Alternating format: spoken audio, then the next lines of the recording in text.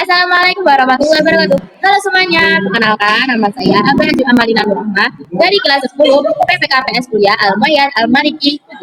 Di sini saya akan mempresentasikan ekonomi dan bertema pembagian ilmu ekonomi. Ilmu ekonomi ada berapa sih? Silahkan ditonton. Bye-bye.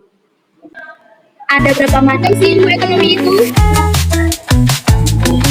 Ilmu ekonomi dibagi menjadi tiga: ilmu ekonomi deskriptif, ilmu ekonomi teori, dan ilmu ekonomi terakhir.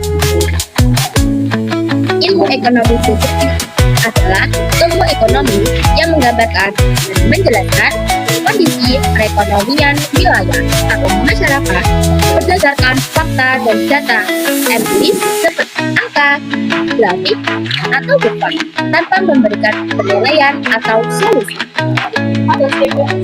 Ilmu ekonomi teori, kumpulan teori kebijakan ekonomi yang dapat digunakan sebagai acuan dalam melakukan kebijakan ekonomi untuk kepentingan masyarakat.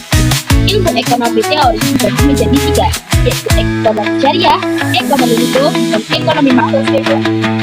Ekonomi syariah, sistem ekonomi yang berlandaskan prinsip-prinsip syariat atau hukum Islam yang bertujuan menciptakan keadilan, pemerataan, dan kesejahteraan sosial dengan menjunjung tinggi nilai-nilai moral seperti larangan riba atau bunga, maisir yaitu spekulasi, dan zakat ketidakpastian, serta mendorong kegiatan ekonomi yang sesuai dengan ajaran Al-Quran dan Sunnah. Ekonomi mikro, ilmu ekonomi yang mempelajari perilaku individu, konsumen, dan perusahaan dalam alokasi sumber daya yang lengkap, serta bagaimana interaksi mereka membentuk harga pasar, kuantitas, barang, rasa, dan efisiensi pasar. Ekonomi makro, ilmu ekonomi yang mempelajari perekonomian secara keseluruhan, nasional atau global, bukan pada tingkat individu atau perusahaan, untuk memahami fenomena seperti pertumbuhan ekonomi, inflasi, pengaturan, dan kebijakan moneter dan fiskal.